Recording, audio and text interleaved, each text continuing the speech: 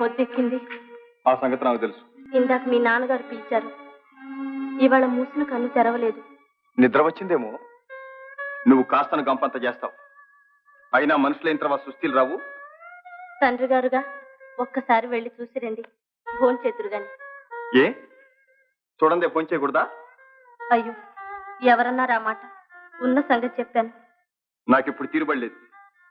చింతామణికి తలనొప్పిగా ఉంది. వెంటనే వెళ్ళాలి. అయ్యో పాపం. అదంతా జాలేనా?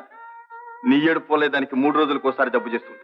రామరామ, నేనెప్పుడు ఆవిడ్ని పల్లెత్తు మాట అనలేదే. బయటికి అనకపోతే లోపల ఎంత చిచ్చిపోస్తున్నావు.